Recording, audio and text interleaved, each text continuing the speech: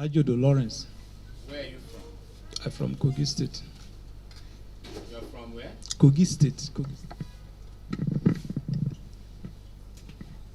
An ID card was recovered from you, and that ID card has the inscription CSP Lawrence Ajodo. And CSP means Chief Superintendent of Police. And when we talk of police here, we are talking of Nigerian Police Force. The simple question I have for you now is, are you a member of the Nigerian Police Force? No, sir. The ID card also contains inscription Access Recovery Panel, domiciled under the Federal Ministry of Justice. Are you working in such panel under the leadership of the Minister of Justice and Attorney General? No, sir. The ID card was signed, purportedly signed by the AG and Minister of Justice. Can you tell us specifically about that? If it was the AG that signed it, tell us when, where he signed it. If it was not him, explain to us why the ID card has to bear his name and his signature. No, sir. It's not the one that signed it. Tell us more. It's Who not. signed it? It's not the one that signed the ID. How was it signed? The signature was pasted from the online. Who did it? I'm the one.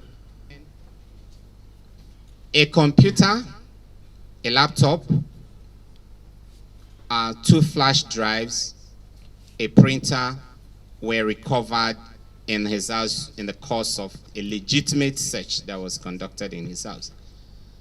And also when the laptop was digitally searched, a sample of the signature of the Attorney General of the Federation was found in that piece of computer. We also found a printer in his house. And it was very easy for us to forensically and digitally connect the ID card to the computer and to the printer. Stanley Nkwazema. You're a journalist. Where do you work? This day. You work? I'm a contributing editor with This Day.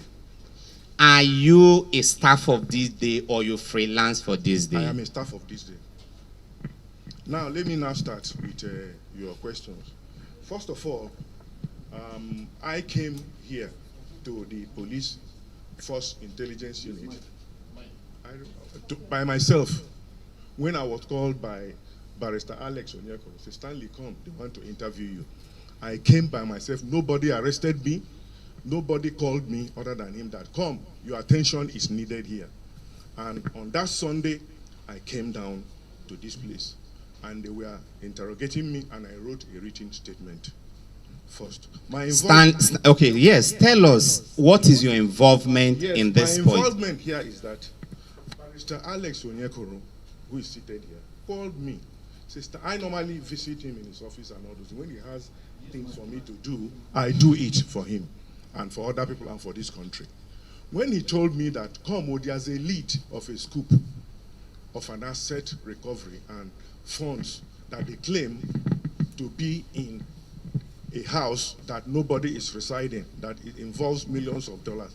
I said, oh boy, what is all this that Nigeria is borrowing money and there's a large amount of money stashed in some people's houses?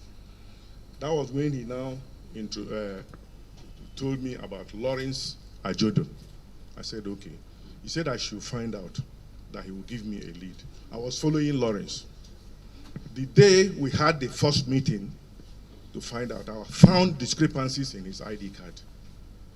I asked him, how can an AG sign the passport or the identification of a so-called CSP? Is it from the office of the AG or from where you claim to work? And he said, no. I found out again from him on my interrogation leading to what I was packaged to work on. I said, come, where did you train as a policeman?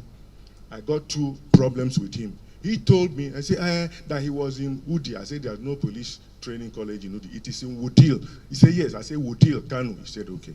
The next thing I asked, he didn't finish in Woodhill's police college in Canada. He now finished in Jos. I said, which school in Jos? He said, police intelligence. I started getting discrepancies. Were you there?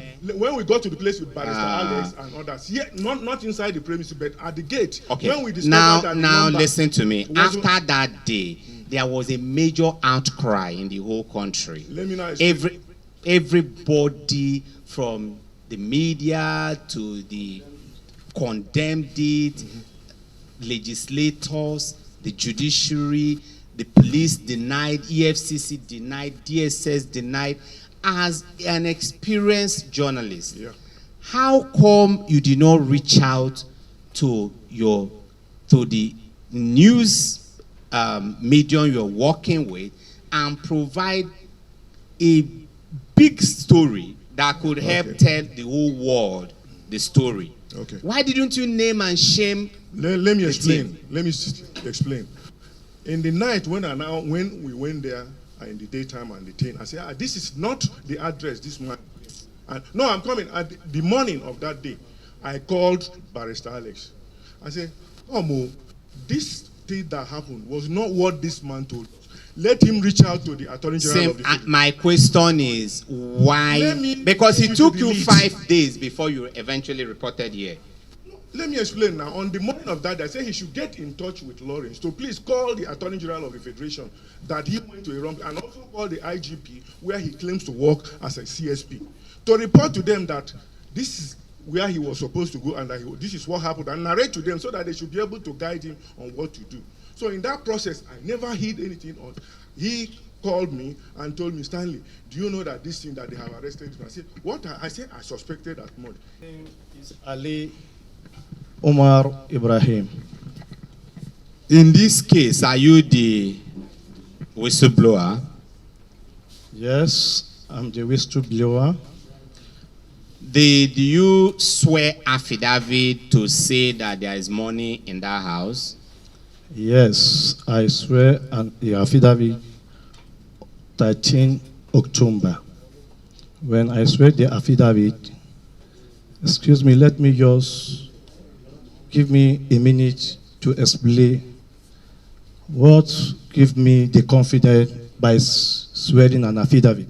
Okay. Introduce myself as a prayer warrior.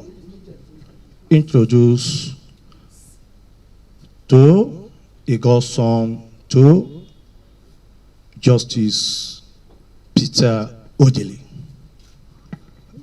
When I was introduced to the house, I do some my istihara, and I recover that the information that I was given for the prayer is real.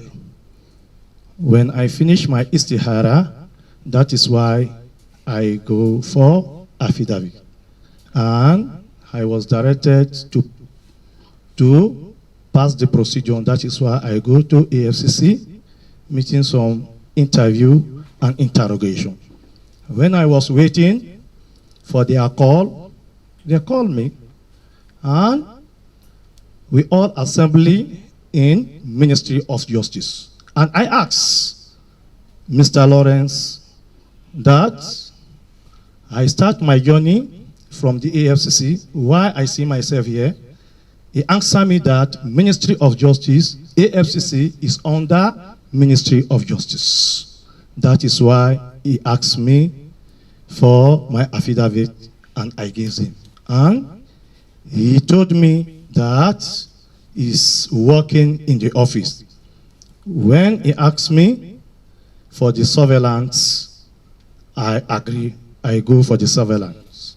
What do you mean by surveillance? The surveillance, he asked me before the operation, when we meet in the Ministry of Justice, he asked me to go for the surveillance, means to show him the particular house for him to know how he can penetrate with his team member. And which house did you show him? I show him Justice Peter Odili house number 7. Thank you. Thank you.